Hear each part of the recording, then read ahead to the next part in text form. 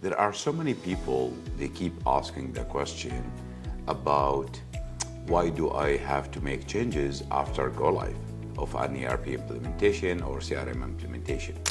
This is Bahal Debian. I'm the founder and the CEO of Titanium Consulting Group. We are a digital transformation consulting group based out of Saudi, Jordan, Middle East, and Africa.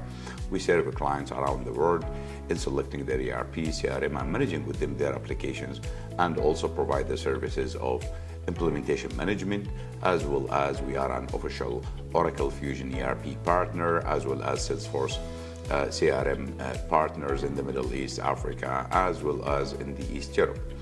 And in particular, today I was having a conversation with a client who just went live recently, and they were passing some kind of like changes to the implementation partner or the system integrator who have been doing the implementation with them.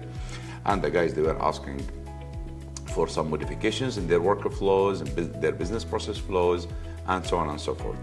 And that itself, in fact, is coming very, very, very late in the process. And I was seriously asking the project coordinator or the project manager from the client side about where were these kind of changes and modifications and adjustments during the UAT, and your team, they have signed off on the UAT, as well as they have done several kind of activities. Now, the problem comes in when people or clients start going live and they start seeing the system, start actually using the system. And here's a very crucial point, and this message is targeted for the project sponsors, the project manager, as well as the executives within that company. You are investing thousands of dollars, and sometimes really you put like about $300,000 minimum in first year just to get an ERP up and running. Why don't you push really your team to become a very serious team in doing their testing and making sure that they are covering the different scenarios? And sometimes even I just get surprised that many companies, CFOs, CEOs, if they are doing, let's say, project-based companies or they are into FMCG, they may look after a client who have an order by a 50, 100, couple of hundred of thousands of dollars. And they forget that this project is going to cost them about $500,000. And this is not as less important as the clients or as the core activities within the business. The problem here, in my opinion, and what I'm seeing is the project sponsorship needs to be narrowed down and needs to be focused really in a good way within these kind of projects and these kind of implementation. These changes at going live, it's really costly changes, it's strong changes, it's not in the right time, shouldn't be really the changes which you should be focusing on at this moment of time, and you should be focusing on how to get your application and system up and running and focusing on the user adoption, change management, and not to be doing changes on the application.